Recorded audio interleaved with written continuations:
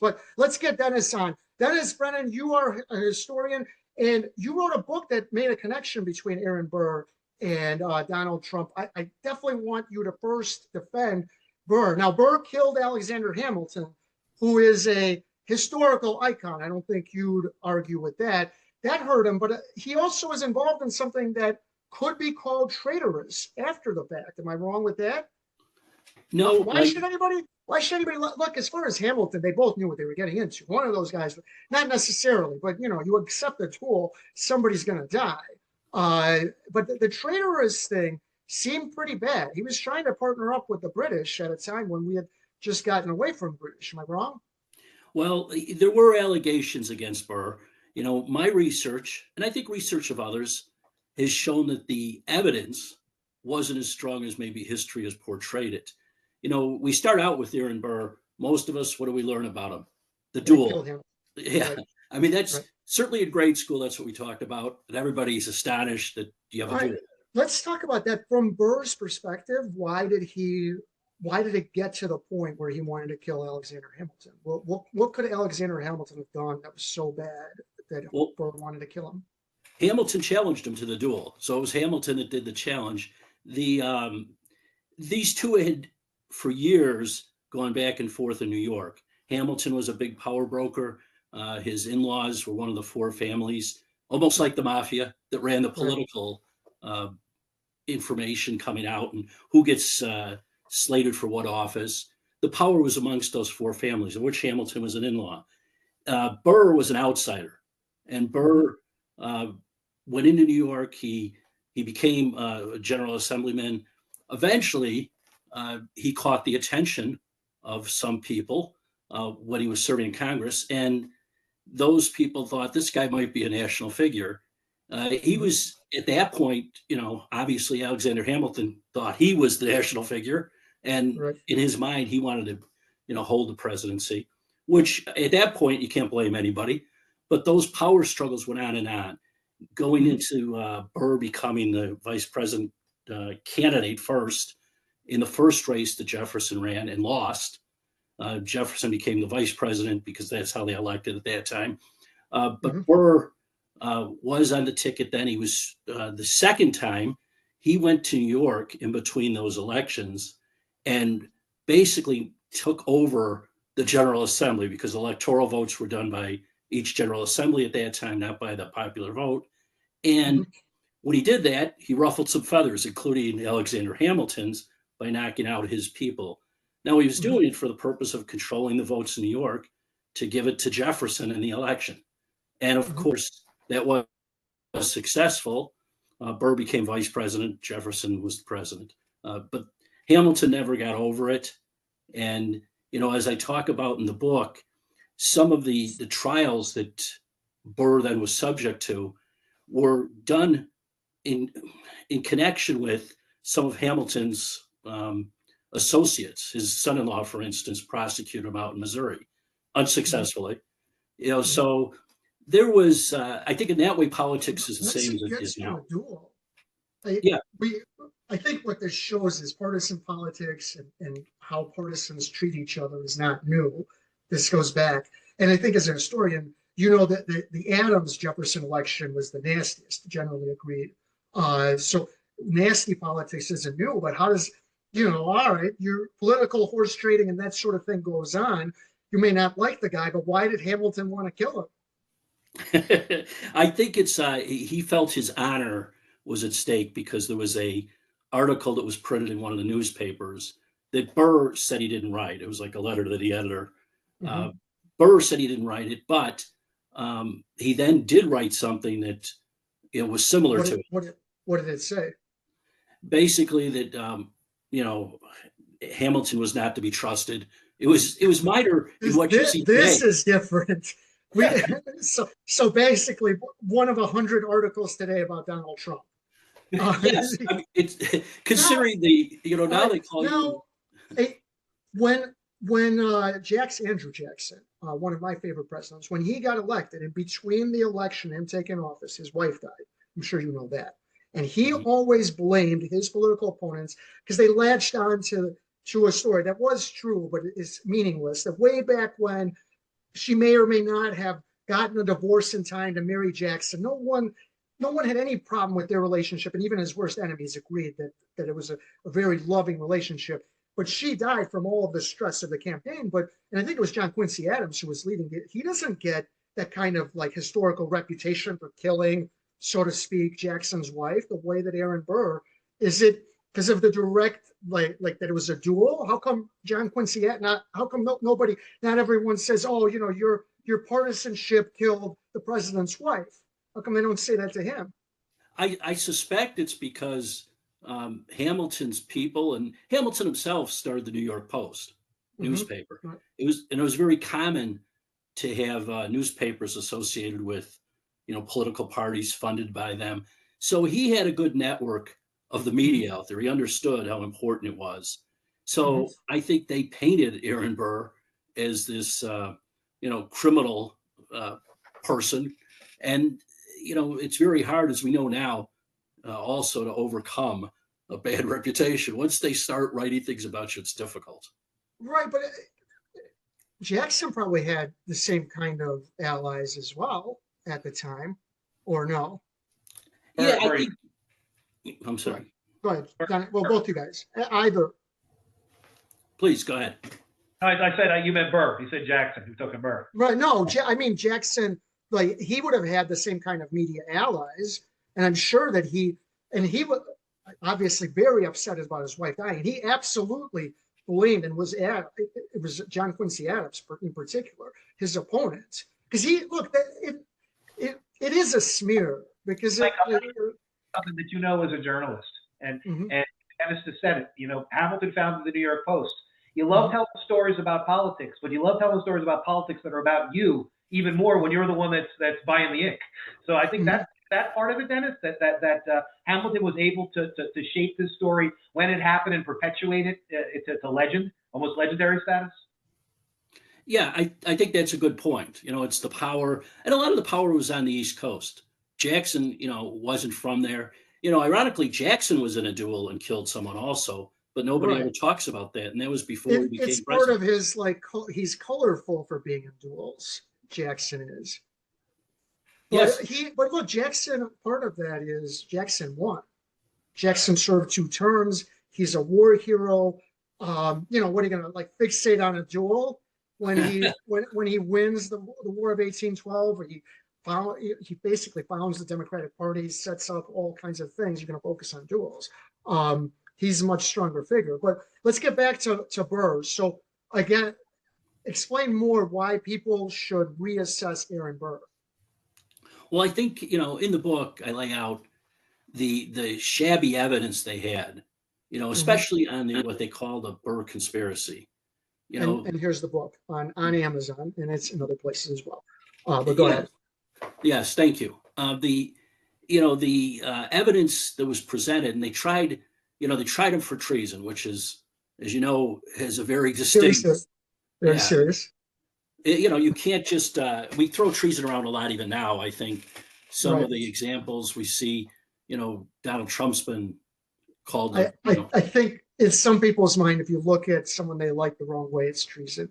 I don't know if it was that way, but explain the case. What happened? Because as I understand, he wanted to team up with England, which would have been considered our enemy then, or no? Yeah, there was an old friend of his from his military days, because Burr also served, as a lot of people did, in the Revolutionary War. He had that person ended up being a witness against him, and this is where the Burr conspiracy becomes complicated.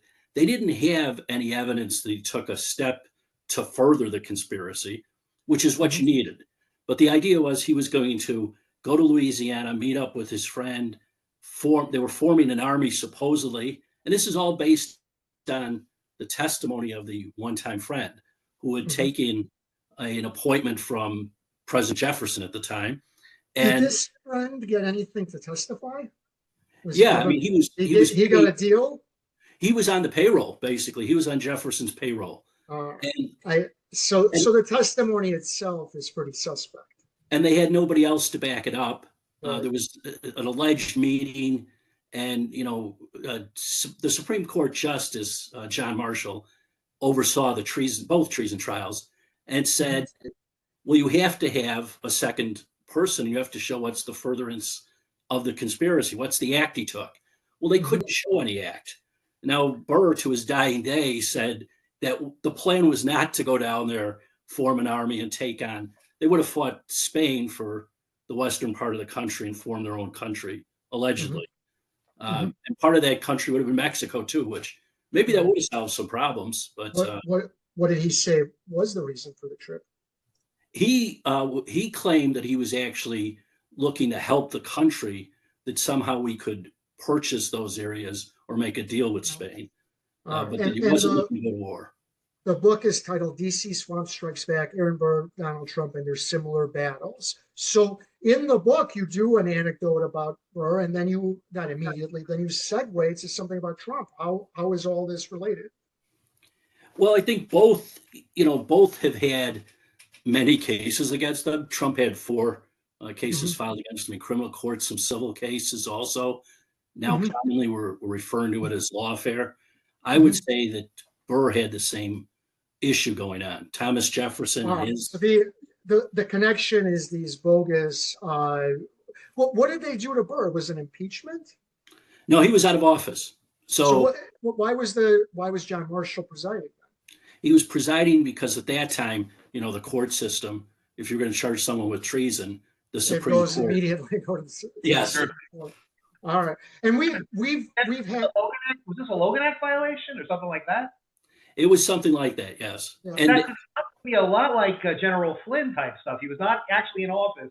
He was trying to do something to help the country. In his mind, that's what both. It sounds like Burr and it sounds like General Flynn said they were making overages because they were trying to help the country, and it got turned around on them and became an indictment.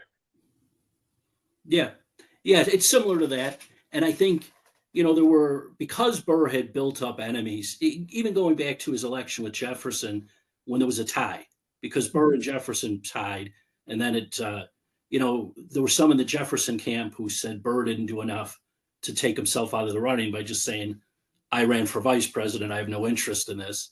He kind of let it play out, and Jefferson won the vote. Because he did have an interest in being president. I think he did, sure. Yeah. I mean, well, God forbid. Right. If any of us were sitting there with the chance and they're like, well, one of you is going to be the president. Right. Yeah, I'll take that. I mean, I don't know how far. So, and a lot of the Jefferson people, not, Madison, Monroe, people from Virginia were convinced that Burr was actually working against Jefferson even in the election, which sounds silly because he did bring in New York. And Jefferson had written letters saying he didn't believe that was true. Now, at some point, Jefferson changed his tune on Burr and was directing some of those lawfare moves, like the treason trials, from the White House. So, and there was a prosecutor, Davies, who was related to Madison. So, it's so really, even though he had all of these powerful forces against him, they couldn't actually convict him, and still history judges him as, I guess, the court of public opinion historically has judged him guilty. Is that fair? I'd say that's fair. And Burr, and is that part of what you're trying to do in the book, is to have a reexamination? Yes. And that happens a lot. I don't remember the book, but I don't remember the guy who wrote it, but it did set off a wave of reassessing Ulysses S. Grant's presidency. And in sports, and I'm not going to remember, there's a book about Ty Cobb from about a decade ago that has changed the opinion of Cobb entirely, because in fact, historically, he's been completely misrepresented by this guy, Al Stump. But that's interesting. Even though he's found not guilty, I guess historically I go, that doesn't mean he's not guilty. That just means not beyond a reasonable doubt. But Marshall said you didn't actually show the elements of the crime. Am I right? You're correct. They're not looking at what the U.S. Supreme Court Justice, who is well respected historically. Am I right? They've got law schools named after Marshall, so I think he's pretty well respected. You're not taking what he found, which is you didn't meet the elements of the crime, so you can't say he committed treason. Didn't Marshall Marshall was like, a staunch Federalist. He gave a great Moloch to Jefferson in Marbury versus Madison. The whole idea of judicial review was created by John Marshall himself. He gave powers to, day, but he gave the Federalists and the institution the win, the judiciary the win over the long term with the power of judicial review. So he was crafty. You have to watch. Marshall is one of the craftiest jurists and statesmen we've ever had. He was giving judges like himself a lot more power. Very surprising. All right, but is one of the theses that you want to get across that just because someone is brought before this kind of a tribunal, if you will, that historically you should examine the record and be careful about like slapping him with the label because he was accused? Is that one of the? I think it is, and I think what becomes interesting about it is we've lived through the Donald Trump years, whether you like it or not. From 2015 to now. Do you think that Bill Clinton being impeached will hurt his historical reputation? I don't think it will. I don't think it'll hurt Trump either. I think in both cases, they're going to look at it and say it's frivolous. Clinton did the crime, but come on, you're going to get rid of a guy with a 60% approval rating because he lied about sex under oath. I know it was under oath, but I think that's what historically they're going to look at and say that was a sideshow. And I think they'll do the same thing with Trump and say this is a sideshow. Now with Burr, it's the crime itself is more serious. So maybe that's part of it, that they're going to say, well, you were accused of trying to start up your own army and trying to take war against the U.S. Without looking at the facts, I guess, and saying that the facts really aren't there just because the accusation is there. Yes, and I think the other advantage that Clinton and Trump certainly has shown is the times we live in. Aaron Burr put a lot of faith in the judicial system, which as an attorney, that makes sense. Although Clinton was an attorney also, Right. The idea that you just rely on it. He didn't have the Donald Trump instant response, or even Clinton had, the boiler room where they had a political response ready if anything came out. And it became, they attacked and at the same time said it's just sex, which kind of ignores, well, it's perjury also, but it's perjury in a civil suit that isn't directly related to running the country. Look, when it was happening, I was with the conservatives, but looking back, what do you do? Censure the guy. All right. Go out there for one day and everybody gets their chance to say you're a terrible guy and be done with it. And I think people would have accepted that. But you can't get rid of a president who's got a 60% approval rating based on a civil lawsuit. I think that's what the whole affair showed.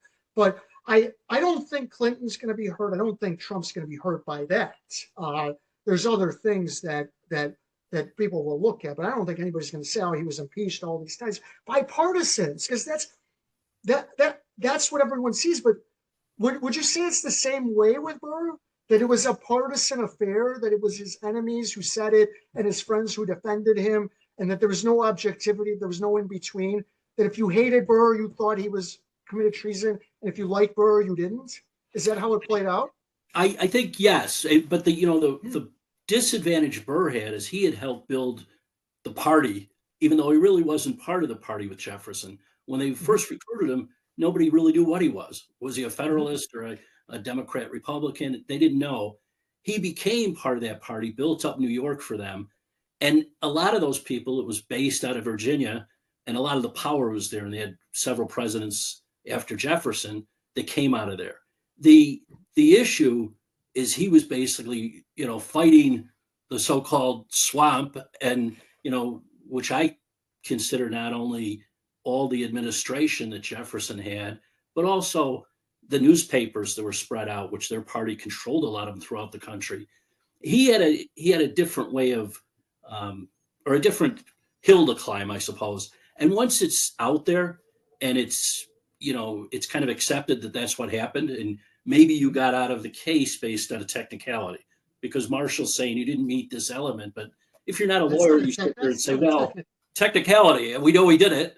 And that's not a technicality, though.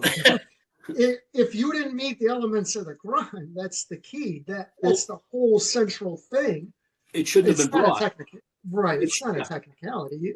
If you see how historians have treated it, it's like, well, we know this is what happened, but we can't get the one witness to come forward to say, I saw him do this, and he was at he wasn't even at the meeting where some of Mhm. this was supposedly planned. Mhm. So Well, I if you know he did this, it's curious that there's no evidence of the elements of the crime, and they had their best guys on it. So it really, a, what happened to Burr is similar to what happened to Trump and Clinton, and we won't know for 50 years how it will slap either of those guys historically. I just don't see historians spending a lot of time on either of Trump's impeachments. There's so much that happened in the world outside of the impeachment that you can like sink your teeth into. With both those presidents, they both did a lot of stuff that you can look at, and Burr wasn't president. That's another problem for him. Am I right? There's yeah, less there's less to look at as far as what he actually did accomplish. I know that in his personal life, he I think he was generous and helped out a lot of his friends who were down on their luck. Am I right? yes, he was. So I think I think with Burr, you've hit on a lot of good points about him. Mm-hmm, Mainly, there is a power in being president. mm-hmm, Probably more so now. We've seen with Trump, in his cases and even his mm-hmm, impeachment, he got out defending himself right away. Maybe mm-hmm, more so than Clinton even did mm-hmm. to tell his part of the story. Right. Burr really wasn't doing that. He was like, well, okay, we'll go to court, we'll have a trial. You know, Well, that's a loser. because Burr probably wasn't thinking, I need to make sure that historians know about this so 100 years from Yes. now they're not smearing me. Whereas that is something that Clinton and Trump are well aware of, and also he probably didn't realize how that all of this stuff will unfold the way it does. We've had three presidents who were impeached and one who should have been, and the only one who historically has suffered is Nixon, and that's because or yeah, three. That's because he deserved to be impeached, in my opinion, and that's why that he's been hurt historically. Johnson was hurt just because he's a terrible president, but he shouldn't have been impeached. That was awful, ridiculous, and would never happen now.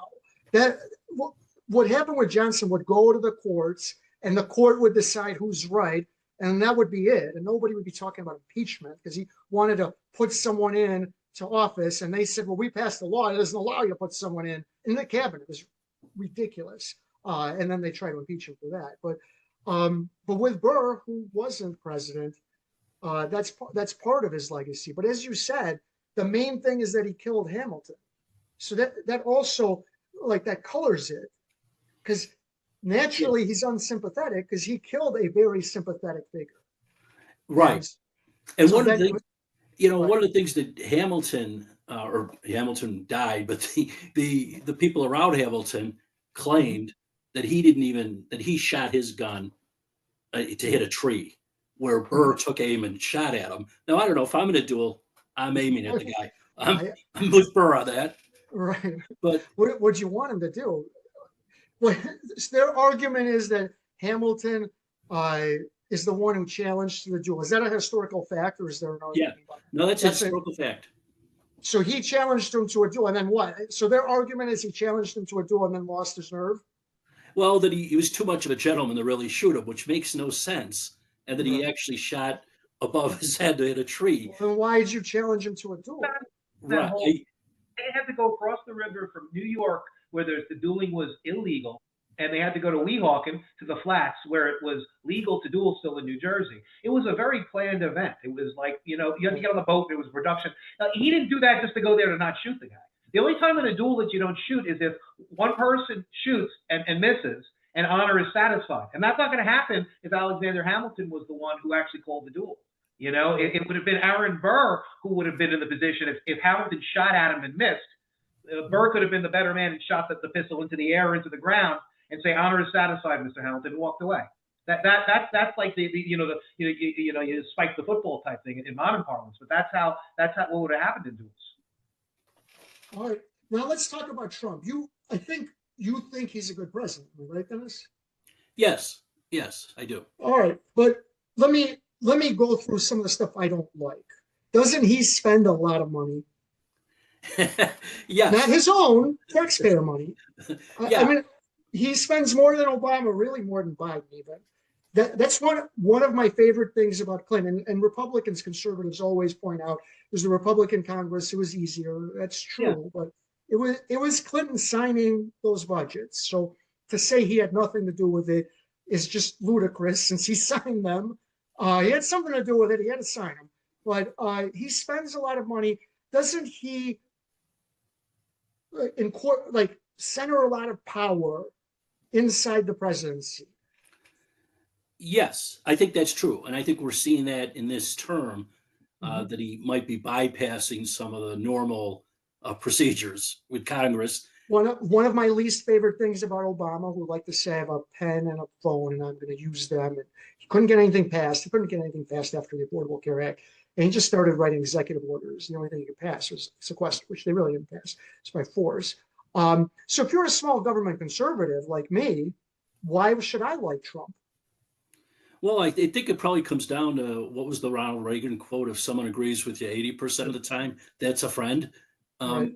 And that really, there are going to be issues where you disagree. And if he was 100%, that I agree Right. with, it would be myself as president. If I'm looking at it, though, the Clinton budgets are a lot better than the Trump budgets, and that's the most important issue for me. But Rich, you want to add anything? Well, I will point out that you had Obama with the pen and the phone, and that fell very, very steeply into Joe Biden and the auto pen. But what I would say is that Dennis, I just want to bring it back for everybody. We're media people, so if we wanted to package your 30 to 45-second soundbite for why it's important to look at Aaron Burr, what his importance in American history is, what would that be? Well, I think I would say Aaron Burr has an important role in politics and government that's often forgotten by the fact that he had the duel and then he had the charges, which I think are just an extension of lawfare to try to ruin his name. He's a man who he served honorably in the military. He helped Jefferson, who I think most of us regard Jefferson as one of the great leaders and presidents of the country. And there's a lot that he did probably, that we could say prior to becoming president, but also as president. And the fact is, Burr played a great part in that. He didn't get much of the credit for it. But then I think also Burr or anybody else, and this is a theme that runs through the book, Americans generally want, they want fairness. We talked a little bit today about, Bill Clinton and the perjury charge. I think most people felt it was unfair that someone should get impeached for that. I think same thing with Trump. The reason we don't have most presidents impeached, while we may disagree on certain issues with them, is you really have to have, or you should have, a charge much like Watergate, something where you've tried to do something to change the course of history. So I think that's basically it. Directly related to being president. And he obstructed justice. I don't think there's any question. He was part of the cover-up. He probably should have known what the committee to reelect him was doing. But once he found out, instead of doing the right thing, he covered it up. And that's why he should be impeached. And I agree that there should be fairness. So I agree with that. But I want to get back to Trump. So if you are making the case for him, how would you make the case that he's a good to great president? Well, I think when you look at, when you weigh him against other presidents, right, and probably in modern times, there are things that are thrown at a president at certain times, and some they go out and find issues. I think, Trump hit upon illegal immigration well before, most people knew it was even a problem. And I think he has tried to both limit illegal immigration and now, work on deportation. That's probably his legacy. He's definitely transformative on illegal immigration. I know this from talking with people. The reason he hit on that issue is early on he talked to I don't remember what they call them, but the relatives of illegal immigrants or of people killed by illegal immigrants. Because I've talked to a couple of people, and he talked with a lot of them. And that's what framed in his mind what a big problem this is, by talking to the people who were victimized directly by it. Their brothers, their fathers, their sons, their spouses were killed by an illegal immigrant who shouldn't have been in the country. And that's how he figured out that this is a huge problem. I think if he builds the wall, that's a pretty big deal. It won't stop all or even most, but it stops a lot of illegal immigration. I remember there was a debate.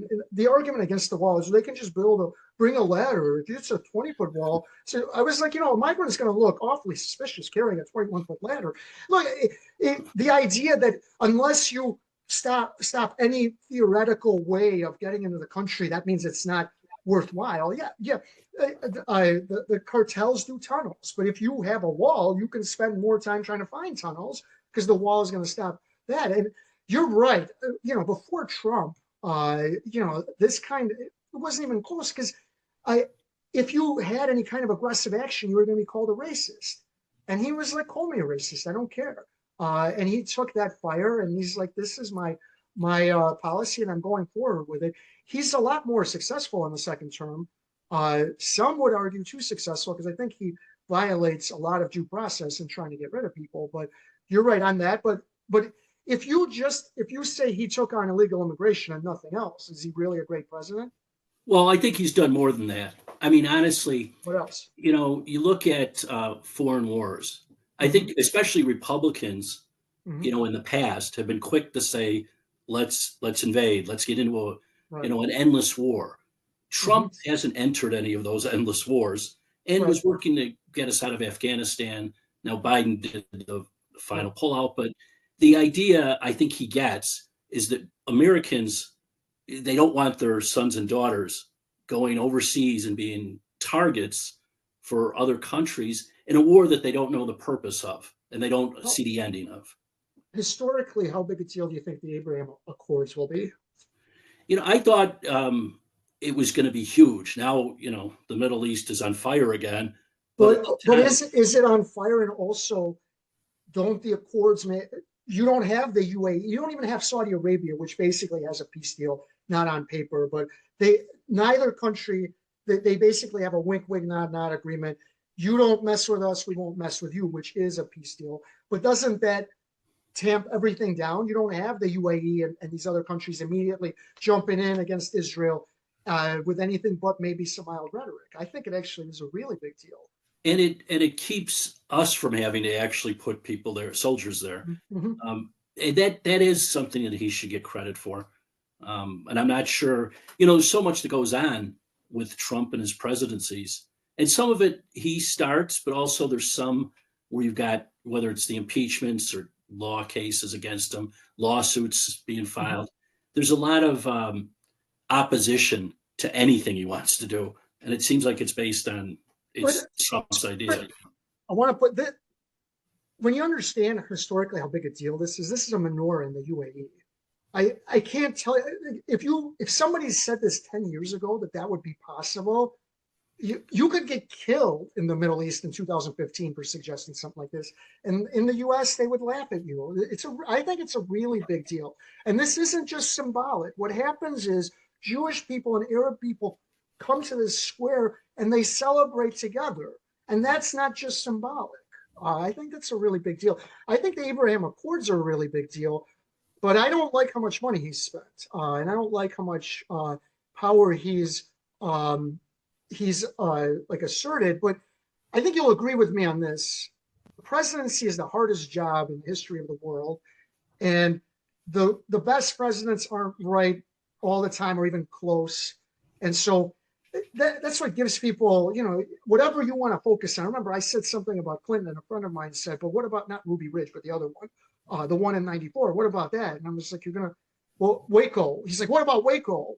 And I just thought, you're going to say the guy's a bad president because of that operation that was early on. If you want to, you can make, then whatever you want to focus on. It's so subjective. It's easy to go every which way. As a historian, when you assess a president, what should people look at and how should they be assessed? Well, I think you hit on a good point. Every president's going to have mistakes. Or not just mistakes, lots of them. Abraham Lincoln, one of our greatest, thought that the Civil War would be 90 days. Was that for a mistake? And if you want to, if you wanted to go after him, he turned, that war should have ended quickly if he had just taken it seriously. How many people died? because he underestimated the Confederacy. There you go. What a terrible president. 500,000 Americans died needlessly because he couldn't get his head out of his butt in the beginning of the war. Yeah, they're going to make lots of mistakes. But go ahead. What should people consider? Well, I think you have to look at, and sometimes you don't know until years later. Like you Mm-hmm. mentioned, the Abraham Accords. Will that, will it stand up 10 years from now, 20 years from now? Will it improve things Mm-hmm. so much that it's a whole different world? Mm-hmm. I think you have to look at, whether there's an economy that's number one. How's your economy doing for Mm-hmm. most people? And that's, But that's is that historically, or is that definitely at the time? It's the economy, stupid, as the raging Cajun said. But well, right. Look, if that's true, Clinton. That's why I think, besides the 20s, we've never had an economy like the 90s, which is why I think Clinton was a great president. And if you want to say it had nothing to do with him, I'm just saying, then he's the luckiest guy in the world. Didn't Al Gore invent the internet, though?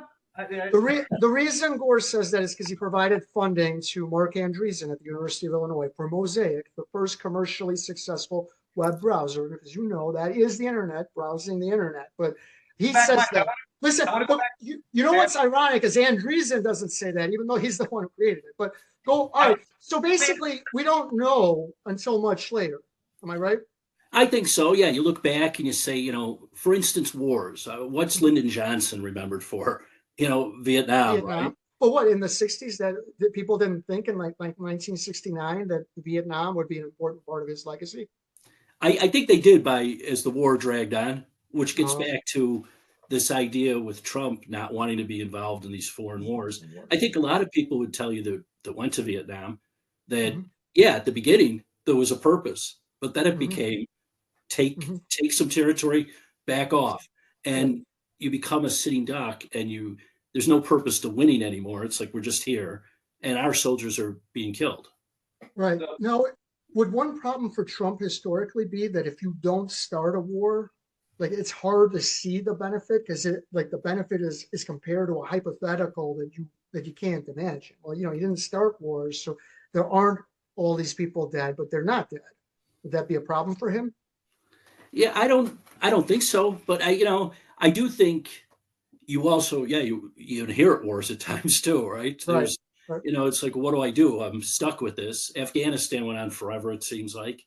And, whether you call it, we're keeping the peace, or I don't know what we were doing at the end, but I don't think we knew what we were doing. Probably not. And a lot of times, let's face it, the American public has put handcuffs on presidents because you can't, if you nation build, history's not going to look good upon you. And if you do nothing, I think a lot of us are going to say, well, why were we there in the first place? So it's kind of a no-win. It's not, many years ago where kings just invaded other lands and took it over. There was a purpose. I'm expanding my empire. Our wars, we're trying to undo some wrong. And often it doesn't work because we don't know the culture. We have no real connection to the area. The people, they might want us there, but after a while, you get sick of having troops in your country. So I think for Trump, big benefit to not starting wars, but as you inherit these things, Ukraine, it's proving very hard to get out of there or to get. But he got us out of Syria. Yes, which I don't know how big a deal that is historically. And you're right, he resisted, and there's a great graphic from Reagan on. Everyone started some kind of a foreign engagement. Clinton's was pretty small in Bosnia, but he said he bombed Bosnia a bit. And Trump is the only one who didn't start any new engagements. Rich, you want to add anything? Two simple questions with why follow-ups. Should Donald Trump get the Nobel Peace Prize? And should Donald Trump be put on Mount Rushmore? Two simple questions. Well, let's take the second one first. I believe it's impossible to add anyone on a Mount Rushmore based on the structure. If you go there and if you talk to the people that know a lot more than I do about Mount Rushmore. Now, that being said, could you have a second Mount Rushmore? That was built for the first, 150 years, I think. There have been a lot of presidents since then. Could there be a second monument somewhere? I don't know that it can be Trump's idea. Maybe that's going to have to be a future book about who should be on The second. Mount Rushmore, the second Mount Rushmore, or whatever we might call it. So that's difficult. But I think when it's all said and done and his term's over, we're going to look back and there's some presidents we're going to say would deserve to be, somehow put on a monument. I do think Trump is going to be successful in that way. You point out Clinton, Roosevelt, for whether you like him or not, is certainly someone that changed history. So I guess it depends. How do you, what's the purpose? Are you looking at people that changed the history of the country? Are you looking for just accomplishments like we talk about? But I think he'd be in the running. A political idea there, because Teddy Roosevelt put himself on the first one. Maybe Trump the second one. He puts FDR to keep the Democrats happy. And the Nobel. Reagan puts on Reagan to make the Republicans happy, and we pick another person in there as a spot filler, and Trump's number 4. I think that's only imagine if Clinton and Trump are on the same monument. The Nobel Prize. That's the question. What do you think about what he's done so far? Not just Russia, Ukraine, because that's a fait accompli at this point, but something that he's done with like 7 or 8 other places in trouble spots in the world. He's already broken peace. What are your thoughts on that? Yeah, I do think that Trump wants peace throughout the world, and I think it's, from what he has said, it's both that people are being killed needlessly, and I think the second part is it's bad for business. It's kind of like it's the mob mentality of violence is bad for business. And look, there was a great article, I think, in the Guardian that portended, if you will, the Abraham Accords, where it talked about how the Arabs viewed Israel differently, the younger ones. And what they said, it basically is the same thing. They're like, we just want peace and prosperity, and hating Israel doesn't get us jobs. It doesn't get the economy going. In fact, liking Israel so we can trade with them does serve that purpose. And that's what shaped that view and allowed for for the how do I say it, the culture to accept peace with Israel. And that's what ushered in that peace. I think the Arab Street deserves it more, but that's basically, Trump agrees with that as well, that economies don't thrive when there's war. And that's what he's trying to do. And they don't thrive when there's a lot of illegal immigrants either. Right. Or violence. Right. So I think he centers his thoughts on those things. I think I'm in agreement that those are important. And if, I don't know if I'd go as far as Hillary Clinton, that he has to bring peace to Ukraine to get the Nobel Peace Prize. He's already done a lot. I think he should have gotten it for the Abraham Accords. I think that's going to be, if not his biggest accomplishment, one of the biggest when they look back. It's a really big deal. And I know what you mean. There's wars there, but those wars would be much worse if Saudi Arabia felt the need to intercede, if a lot of these countries felt the need to intercede. And those accords basically stop that. They take a hands-off approach. They don't want to get involved. And you think like 10 years ago, if Israel started bombing Iran, that it would just end the way it did? I don't think so. I think the Abraham Accords absolutely have a huge role in that dynamic. I think you're right. It's a real good point. And I don't think he got the attention or the credit for getting that done. And, unfortunately, because the political landscape that we have now, nobody wants to point out when the other side does something well. Instead, they're attacking on other issues. Let's impeach the guy. And I think that just goes back to the point I think I was making about fairness. Trump overcame, compared to Burr, Trump overcame all the lawfare, all, the impeachments that were prior to that. The name calling, which is minor, but, this idea that you're treasonous or you're, Russian collusion, you're a pawn of Putin, or some use worse words than pawn. And I think the American people, in the election looked at it like, this isn't fair, and they went with this guy thinking either they don't believe the stuff or it's not important to them. So deep down, I think that's all of these cases, just like Clinton. I think people looked at it like, it's not fair that he loses the office for lying. That's why I said censure was the appropriate punishment, which in a sense means nothing, but you get a day to tell him what a terrible person he is. And then we could have moved on. It was lasted for a year. And look, the biggest problem with the Republicans at the time is you knew way before anything happened that you were not going to convict him. You knew you would impeach him. You had the votes to impeach, but not to convict. And you went through this exercise knowing that it was ultimately going to fail. And that's why they took the hit for it. Because you put the country through that process knowing you had no chance of removing him from office. And the thing, back then Newt Gingrich had the power in the House, and I think Newt Gingrich was brilliant in many ways, but at the same time that was a mistake. So it's not only presidents, but because he did create. And the irony is they worked together pretty. Yeah, you'd be hard pressed to find a president and a speaker that worked together better than Clinton and Gingrich. They passed the budgets. They passed welfare reform. Pretty well with Reagan and Tip O'Neill worked well together too. But that's the irony. Is what's your problem? But it's because I personally think that Gingrich was frustrated because Clinton was a better politician than him. That he would outmaneuver him politically. That no matter what happened, Gingrich would be in the 40s approval and Clinton would be in the high 50s. And he just was really upset that nobody liked him and everybody liked Clinton. But look, Clinton's a lot more likable. Well, Clinton, during Clinton's term, the Republicans took the House for the first time in 40 years or whatever. So politically for himself, much like Obama, he had great success himself. But coattails weren't as great. I think to Clinton's credit, though, he saw the way the country went with the Republicans, the contract with America, and said, "Wait a minute, I'm not stupid here. Let's make a deal." He's more moderate. I think Hillary and others were driving him way left the first 2 years, and that wasn't where he wanted to be himself. But he is realpolitik as well.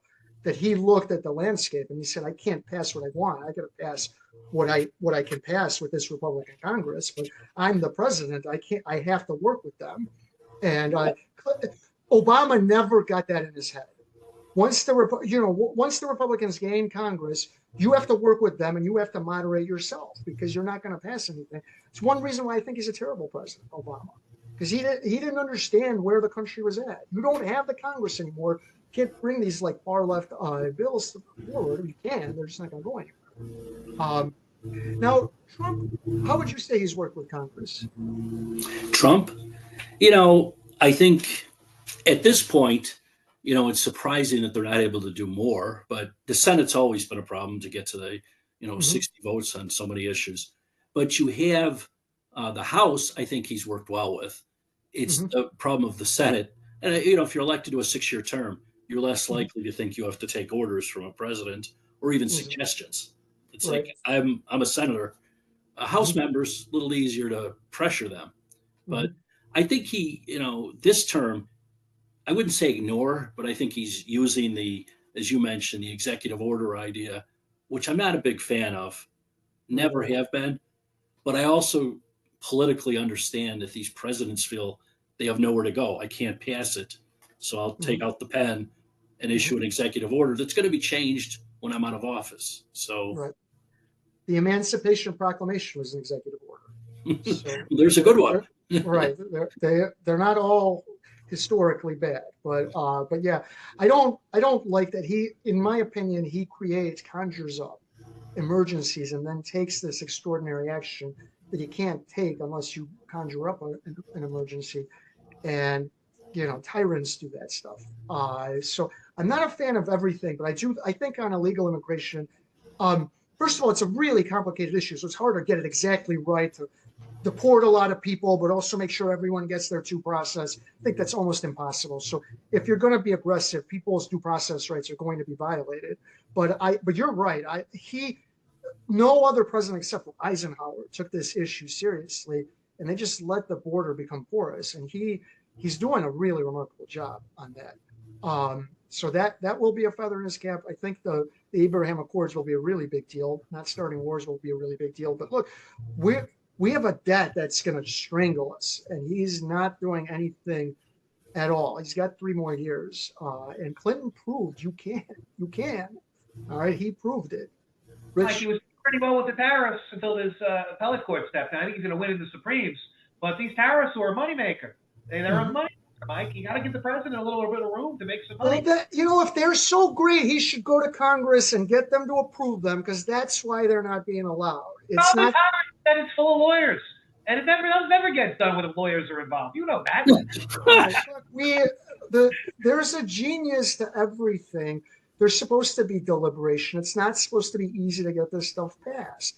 That's what the hard work is for. Look, Reagan was really good at this. Clinton was really good at this. Yeah, you have to go work with Congress and get them to support your policies. That's part of the job. All right. He's the president. They don't live that far away. All right. And that's what Obama was awful at. He just was awful. It was my way or the highway.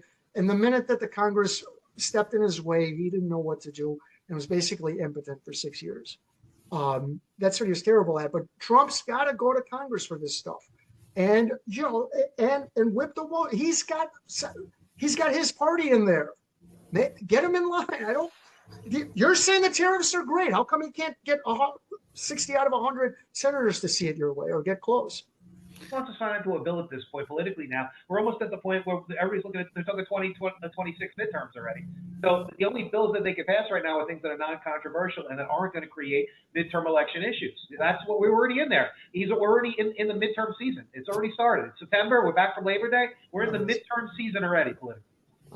Sounds like an excuse. The only respite we're going to get is the American 250 stuff, and that's going to be rah-rah America. But you know that this is going to be a battle until next November for those midterms. Dennis, do you agree?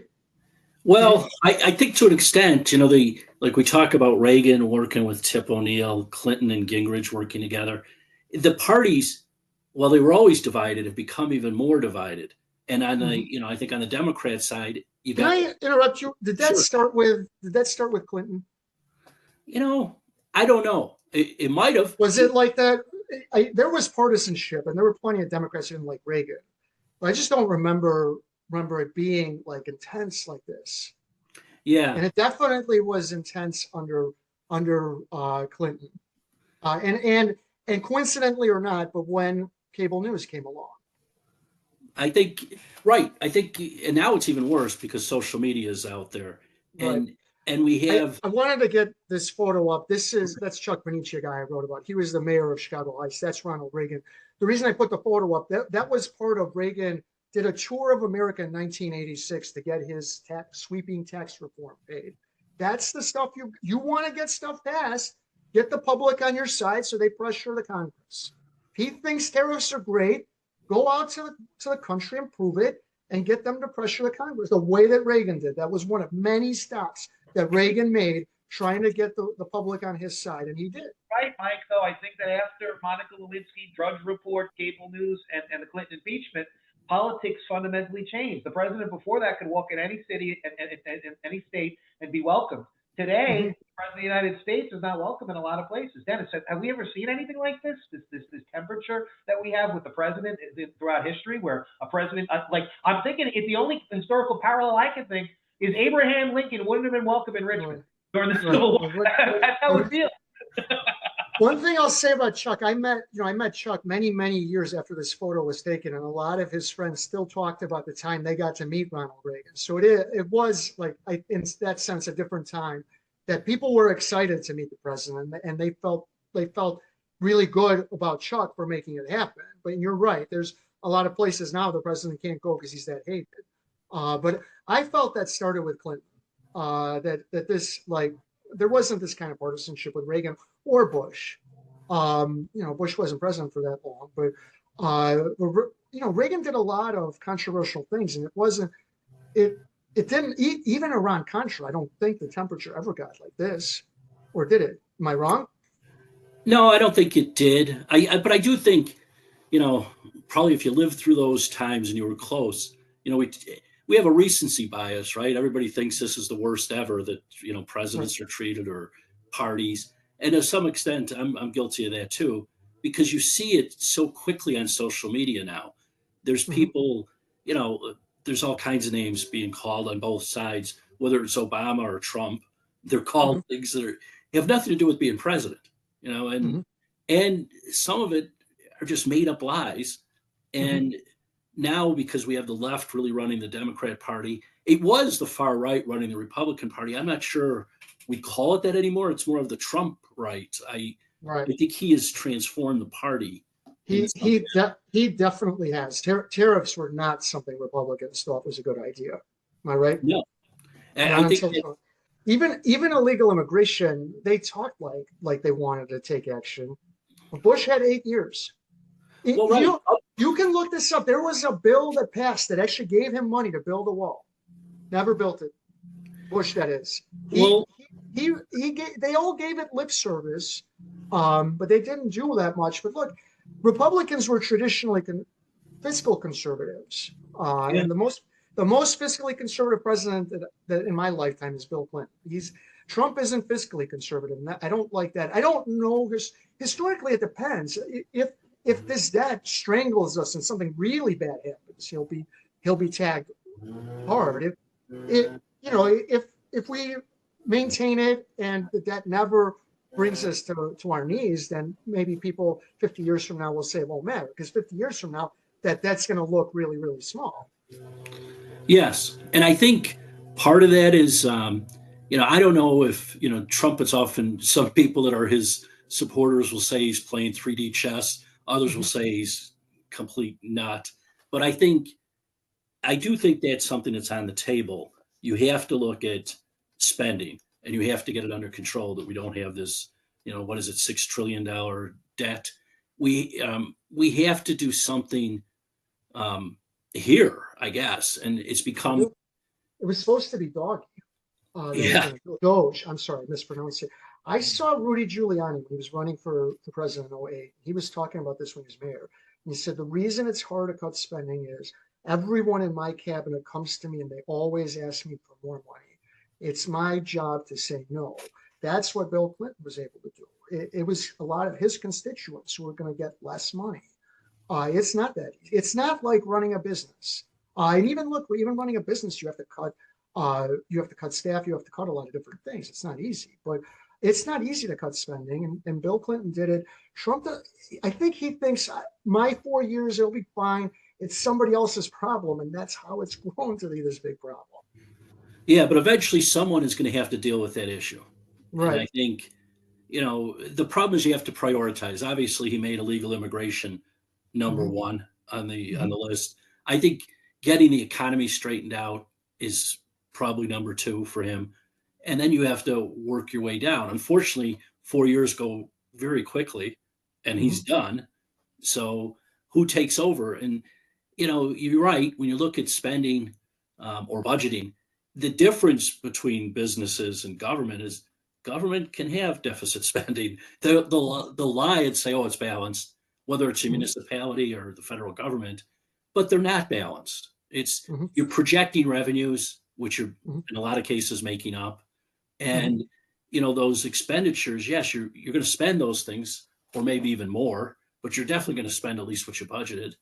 And that becomes the problem. And when you're making up revenue numbers to say, oh, we're going to have this great year, how are you ever going to balance your budget?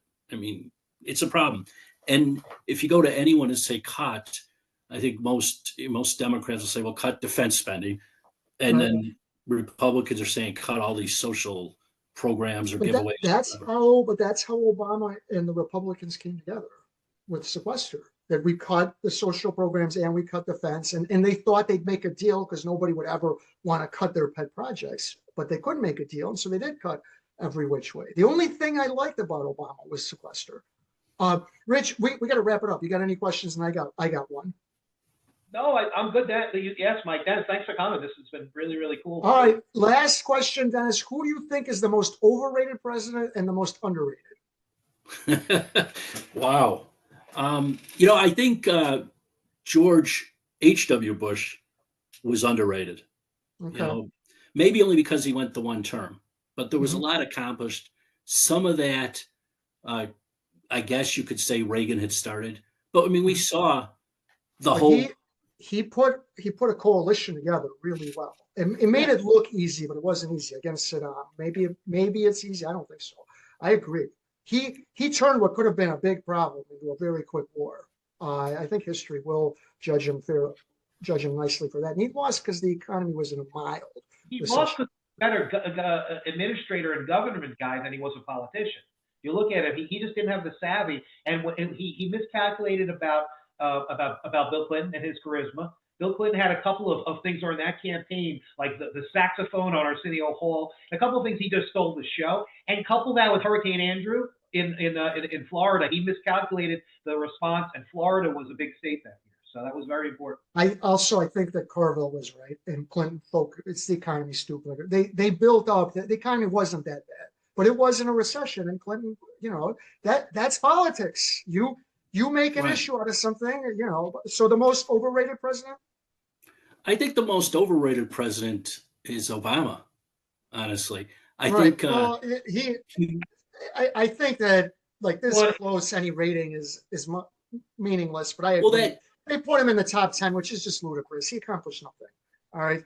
You think the Affordable Care Act would go? Oh my God, what a scintillating piece of legislation! In like 50 years, everybody's going to be talking about what a great piece of legislation. The Affordable, and that's it. What else did he accomplish? Mike, on that point, I have a very, very specific and pointed follow-up for Dennis, and don't break Michael's heart here. Where do you consider Ulysses S. Grant? Is he overrated or underrated as a president? I don't know if he's either. Is he really? I mean, when you think of the argument made is that the lost cause historians want to smear him, and so he's underrated because they've built up the bad things and try to downplay the good things. He took out the Ku Klux Klan, which you don't understand how big a deal that is, because we could have fallen back into a civil war if that was what do they call that? It could have been a tipping point. I think that's a big deal. But look, they had a really bad economy that he had no answer for. So there's plenty of like bad stuff as him as president, but he won the Civil War. I think he's somewhat of an underrated president because he's usually near the bottom. I don't think he should be near the bottom, but somewhere in the mid-range. When you combine that with what he did in the Civil War, he's one of the greatest Americans. Am I wrong? Well, now we're talking differently, though. America, Right. Some of these people may not be great presidents, but they had such a contribution, whether it's in war or otherwise, prior to taking office. Even, even after office, if you look at humanitarian, you might say, Jimmy Carter was a terrible president.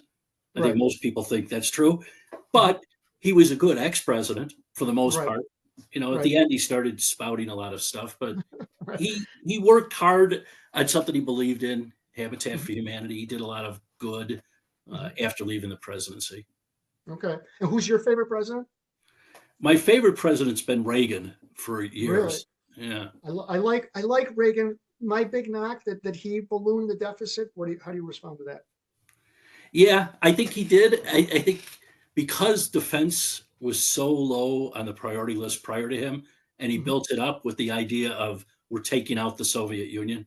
And I think there was, some thinking on at least maybe his people, the people around him, I don't know if it was him, that said, hey, this is how you do it. We outspend them and we'll bring them and it worked. And the way that Clinton got the balanced budget was to keep his Reagan and Bush's domestic spending the same, and then cut defense to new levels by saying we don't have the Soviets. But and you can say, oh, then it's easy. No, it's not easy, because the impulse, if you're going to cut here, is to increase spending in other places, which Clinton didn't do. Yeah. Rich, anything else? That's it. Dennis, you want any last words? And give the title of your book again. Yeah, the title of the book is DC Swamp Strikes Back, Aaron Burr, Donald Trump, and their similar battles. You can it can be purchased on Amazon, Barnes & Noble, anywhere books are sold, including my own website, which is authordennisbrennan.com. And I appreciate you having me on. Thank you. All right. Thank you for being here. All right. Okay.